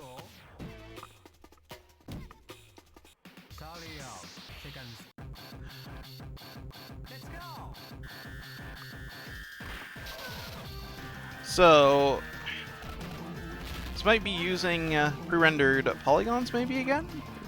This kind of looked as what this looks like to me is a bunch of pre-rendered polygonal stuff. So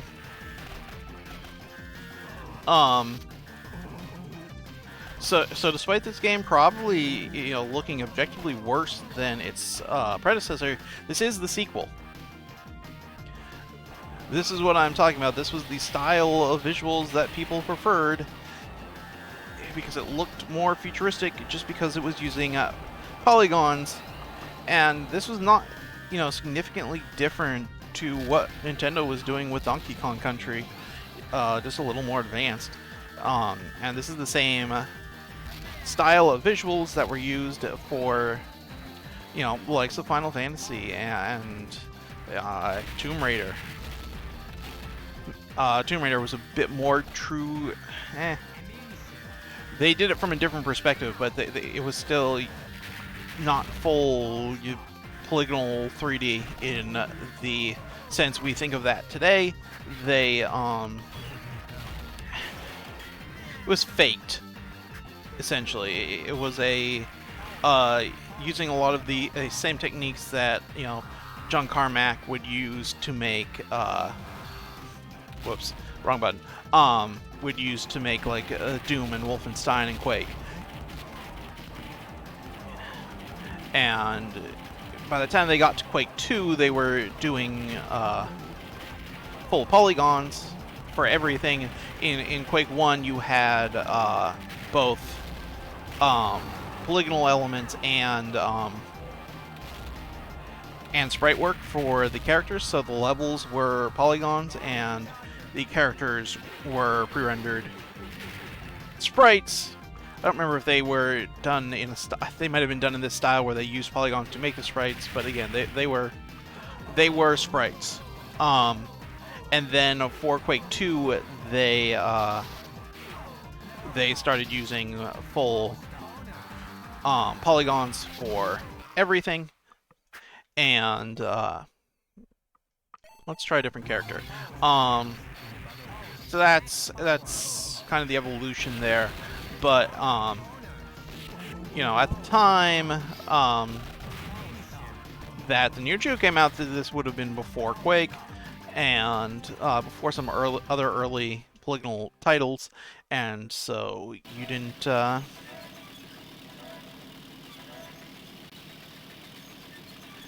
You didn't get true polygons in these games. Shoot those two areas. Sure, I can do that.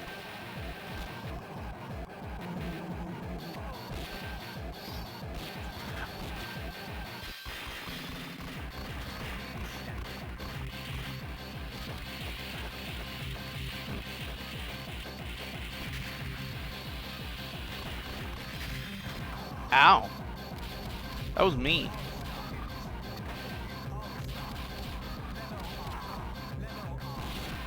So here, instead of a life bar, I do have these power stalks that are dropping out of me. Doesn't look like I'm trying to tell if anything at the bottom UI there is meant to be a menu, but or not a menu, a health bar, but I'm not seeing that. Yay, I won. So they've made the characters a bit more distinct this time, and boat or mountain? Let's go with boat. Oh, I think this meant dock, not boat. Well, that's unfortunate. I thought the level was going to be on a boat. Let's see what type of thing. You also have grenades.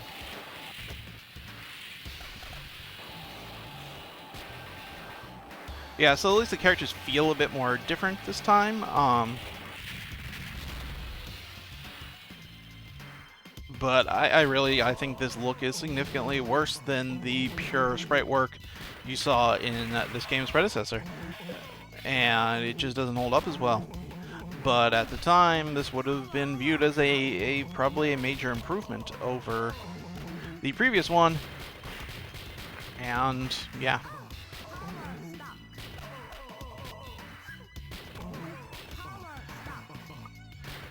Yeah, I always just thought this look was so ugly.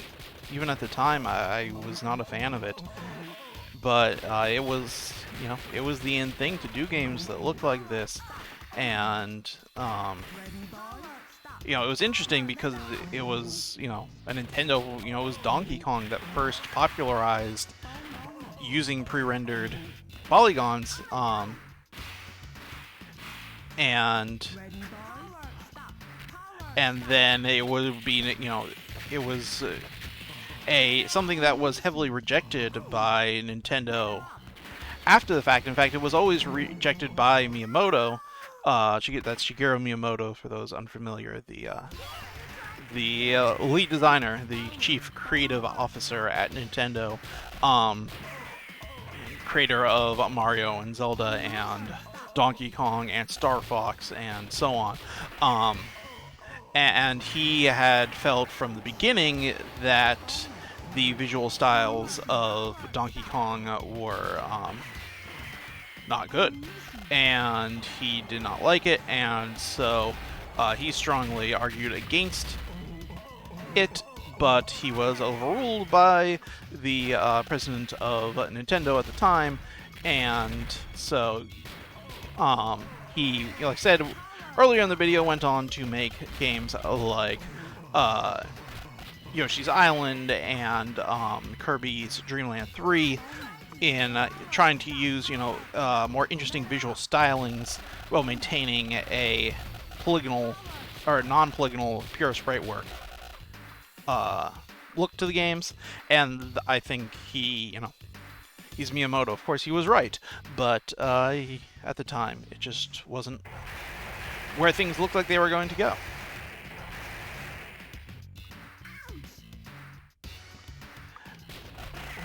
Maybe I'll get on this boat eventually.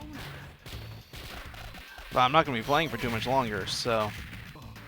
In fact, I think... Oh, I do have a health bar. It's up top there. I didn't even notice that before. Because really, there's not too much more to say about these types of games. We've played so many of them. And this one doesn't seem to be doing anything new. It just looks different. And, I'm sure there are things that are different about this that fans could inform me of, but at its basic level, it seems very, very similar and safe.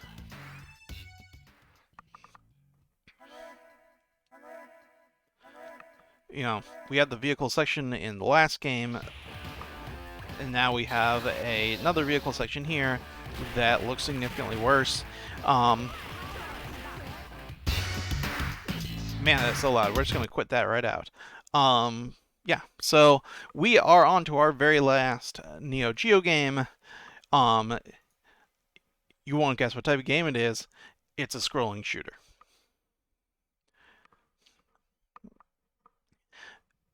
This one is another .emu job, and let me see how the volume on this one works, and then we will bring you guys in. It seems to not be quite as terrible. That's good news. Let us turn some of these settings correct.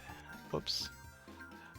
I'll be with you guys in just a minute.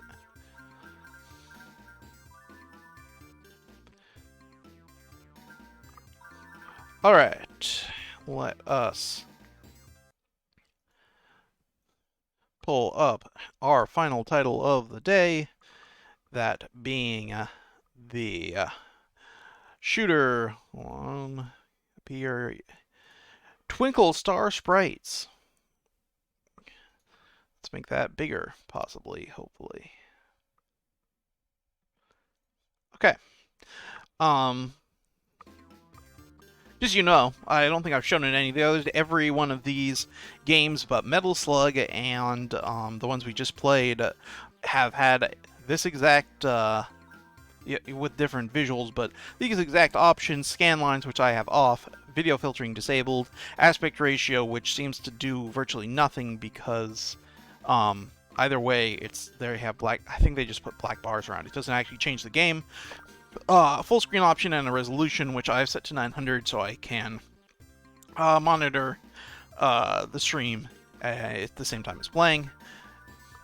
And then let's give this a shot. This is called I believe the term for this genre is a shoot 'em up. A pun on the word shoot 'em up. There's a Konami made series called there's a Konami made series called Twinbee. That's a famous shoot 'em up.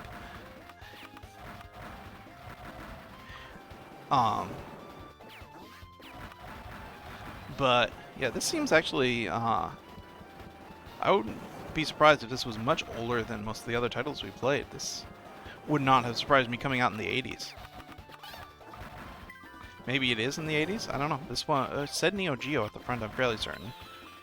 And the right stick doesn't do anything, so this seems like it is coming up from Neo Geo hardware, but definitely looks a lot older. And also is okay, that was like a smart bomb, which again, as we've mentioned previously, it's generally something you find in older titles. Let's see, what are the... Yeah, and the other two buttons don't do anything, so I'm not really sure. I didn't even know we were challenging each other. Huh.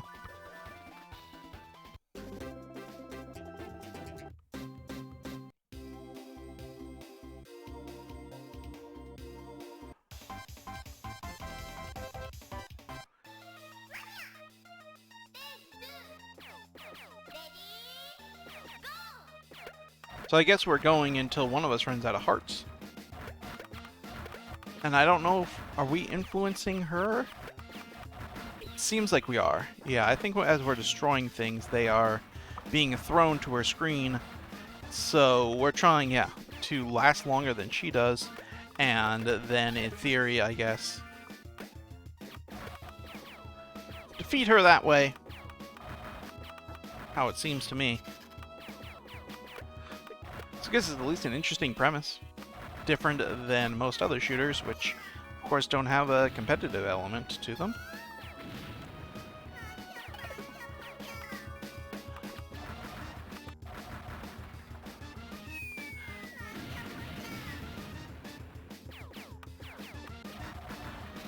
Of course, I'm also not getting why,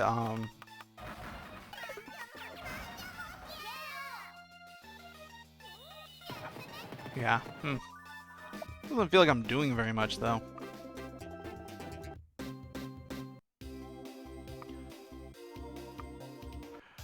Feels like she's just losing. Probably would be more enjoyable with a human opponent, but I unfortunately don't have one of those available, so... yeah. This kind of reminds me, actually, of, the Bubble Bobble versus modes, or Tetris eventually added these, I believe, as well, or Puzzle Fighter, the Street Fighter knockoff, where you are attempting to clear your side, which will cause damage to their side.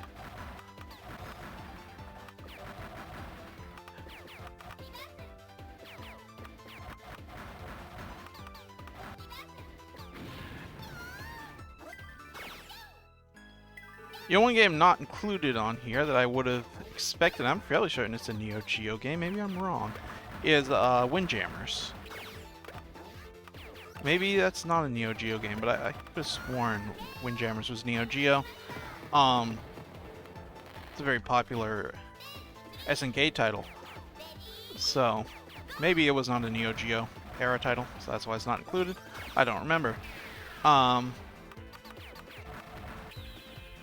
But other than that, you have now seen the majority of noteworthy titles from SNK in its Neo Geo era, not including, of course, the fighting games that the system was known for.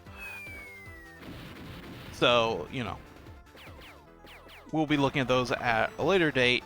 Probably not super soon, just because these videos are much longer than our normal ones, and my voice gets tired.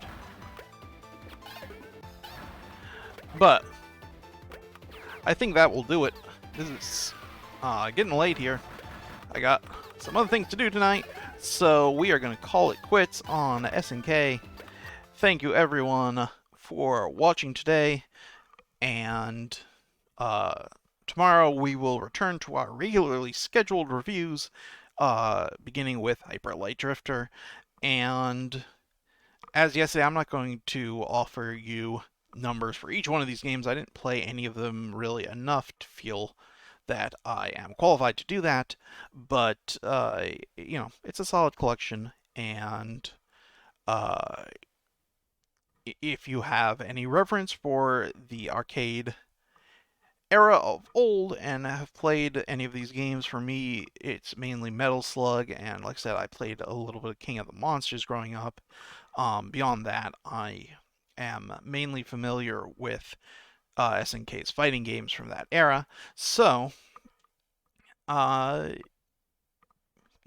they're not bad emulation. I don't think this is as good an emulation effort as what we saw yesterday, but I don't know the scope of the project, if these were largely all released at one time or over the course of several years, and I don't know what type of budget they were given, but clearly they did not have the capability to make a wrapper for this thing that I think really would have improved it to have a single launching point for all of these and allow you to set the settings, for the entire collection just once and let you control the controls themselves to alter them in a single setting. And even, they don't give you any indication of which button does what on a modern gamepad.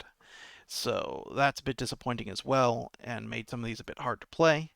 And of course, in a couple of them, just the actual act of how you play it is unclear without the instructions from the cabinet art from the arcade or from the manual if you had the home version.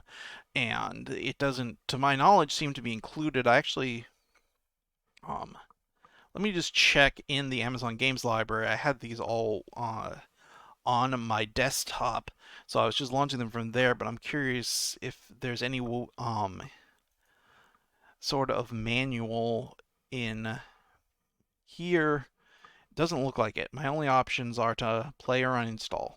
Doesn't seem like there are any manuals, any instructions on how these games are actually played. So, that's a big failure, I think, on SNK's part and on Amazon's part to offer these without any sort of instruction. Some are fairly straightforward, but even something like the space shooters, you have all the power-ups. There's no way of knowing what each of them does until you already have them.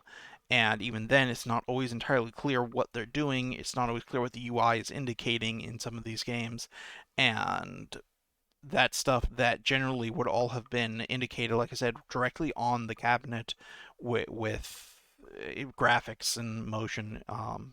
No, well, not necessarily motions, but definitely pictures and text that would be like, here's just a list of power-ups and a short description of what they do, and here's a picture of what they look like in the game, and stuff like that would be included here, all the characters, so on and so forth.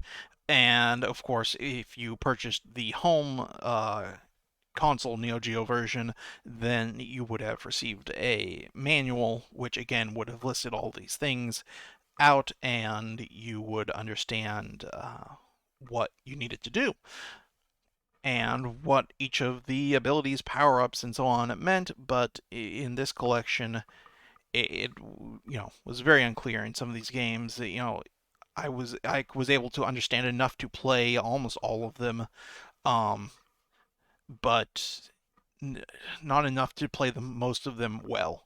And that's a shame because SNK games traditionally have a great deal of depth and strategy. I think it was clear in when I played Metal Slug 3, which was a game, like I said, I had owned, and so I owned the manual. Um, the amount of depth I was able to speak to in the strategies there, especially in co-op, um, I think are telling of the amount of depth you'd find in the majority of these games, but without having that prior experience and without any sort of instructions, it is very difficult to figure that out on your own these days. So uh, I hope you enjoyed this look for the past couple days at SNK's library. We've gone through probably a good 30, 40 games in total, and like I said, there's still well over a dozen remaining in the fighting game genre that we may or may not look at in the future. I'm going to be open and say that I'm not the biggest fighting game enthusiast. I'm not really the one to speak at any sort of length about the quality of fighting games. So have not yet decided whether we are going to look at them or not. But, leave some comments if you want me to look at that or mention it in the chat on tomorrow's stream. And that will be today's episode of the Amazon Prime Loot Game Review. We will see you tomorrow, folks, and until then, have a lovely evening or morning or afternoon, wherever you are, and we'll see you then.